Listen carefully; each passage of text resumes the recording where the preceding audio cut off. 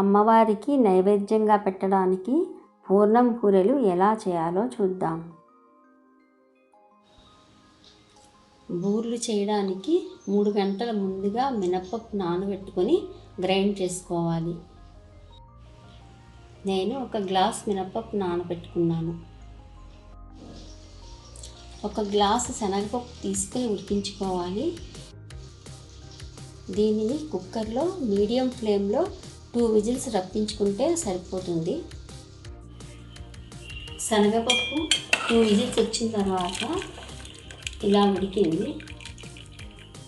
ఇంకొంచెం ఉడకాలి, అందుకని ఒక 5 నిమిషాలు ఇలాగే ఉడికించుకుందాం మూత పెట్టకుండా. 5 నిమిషాలు అయింది. శనగపప్పు ఇలా ఉడికింది, కరెక్ట్గా ఉడికింది. ఇలా ఉడికితే సరిపోతుంది. ఇప్పుడు చిల్లుల పళ్ళెంలో వాష్ చేసుకుందాం.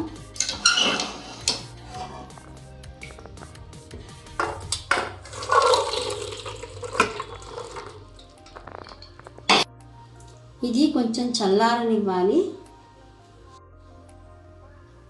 చల్లారిన శనగపప్పుని గ్రైండ్ చేసుకుంటే ఇలా పొడి పొడిగా వస్తుంది.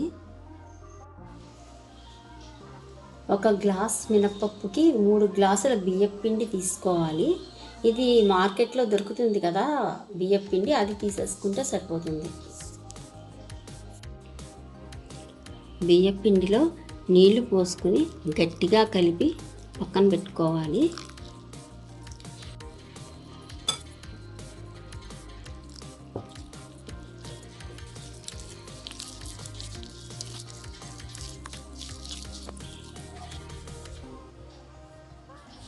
పిండిని ఇలా కొంచెం గట్టిగా కలుపుకోవాలి, ముద్దగా ఉండేలాగా. మినప్పప్పు గ్రైండ్ చేసుకునే ముందరే ఇలా పిండి కలిపి ఉంచుకుంటే పిండి నాని బూరెలు బాగుంటాయి. చోవి పిండి రెడీ చేసుకుందాం. మినప్పిండిని ఇలా ఇడ్లీ పిండిలా మెత్తగా గ్రైండ్ చేసుకోవాలి. ఇప్పుడు ముందుగా తడిపి పెట్టుకున్న బియ్యం పిండిని గ్రైండ్ చేసి ఉంచుకున్న మినప్పిండిని బాగా కలుపుకొని చోవి పిండి రెడీ చేసుకోవాలి.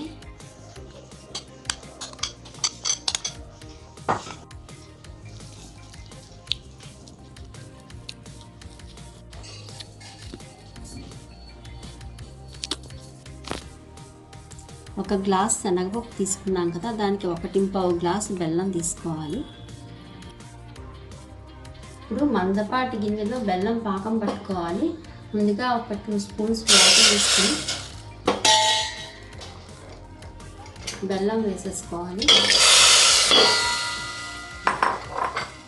బాగా కలుపుతూ పాకం పట్టుకోవాలి.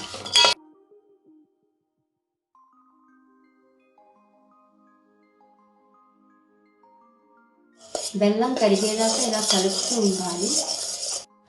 బెల్లం బాగా ఉడుకుతోంది. ఇప్పుడు ఒకసారి పాకం చెక్ చేసుకుందాం.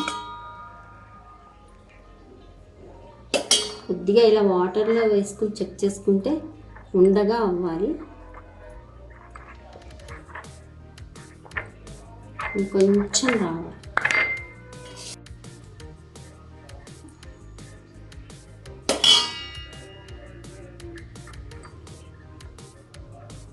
ఇలా వస్తే సరిపోతుంది. ఇప్పుడు గ్రైండ్ చేసుకున్న శనగపప్పుని వేసేసుకుని బాగా కలుపుకోవాలి.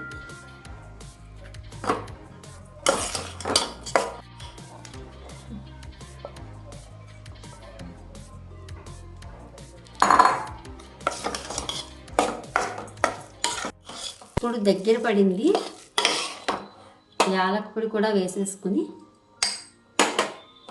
కొంచెం సేపు ఉంచుకుని నింపేసుకోవాలి.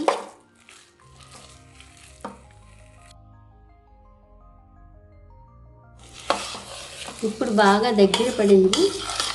ఇలా ఉండగా అయిన తర్వాత దించేసుకోవాలి.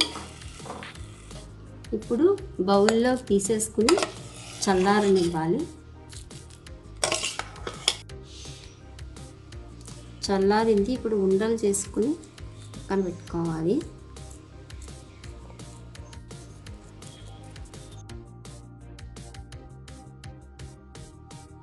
బూరెల్లో కొబ్బరి ఇష్టపడే వాళ్ళు పచ్చి కొబ్బరి ముక్కలు ఇలా సన్నగా తరుక్కుని నేతిలో దోరగా వేయించుకోవాలి. ఇలా కచ్చా పచ్చాగా గ్రైండ్ చేసుకుని పూర్ణంలో కలుపుకోవాలి.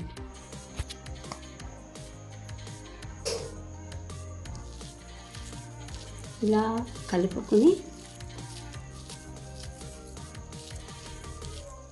ఉండలు చేసుకుని బూరెలు వేసుకోవాలి. బూరెలు వేసుకోవాలి.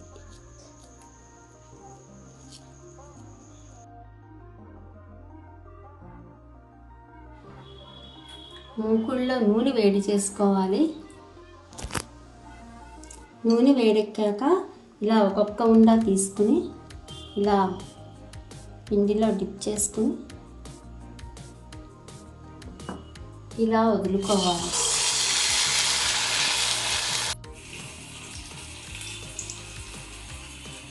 బూరి వేసేటప్పుడు వేళ్ళతో పట్టుకోకుండా ఇలాగే నూనెలో వేసుకోవాలి. ఇవి వెంటనే తిప్పుకోకూడదు, కొంచెం వేగిన తర్వాత అప్పుడు తిప్పుకోవాలి.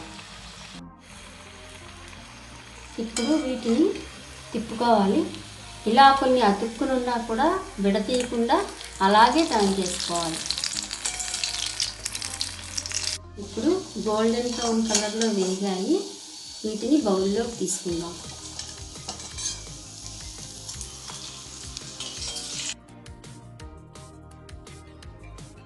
వేడి వేడి పూర్ణం బూరెలు రెడీ అయ్యాయి. నేను చెప్పిన కొలతలతో ప్రిపేర్ చేసుకోండి. బయట తోపు చాలా క్రిస్పీగా వస్తుంది, లోపల పూర్ణం కూడా చాలా టేస్టీగా ఉంటుంది. బూరెల్లో ఇలా నెయ్యి పోసుకుని తింటే చాలా బాగుంటాయి.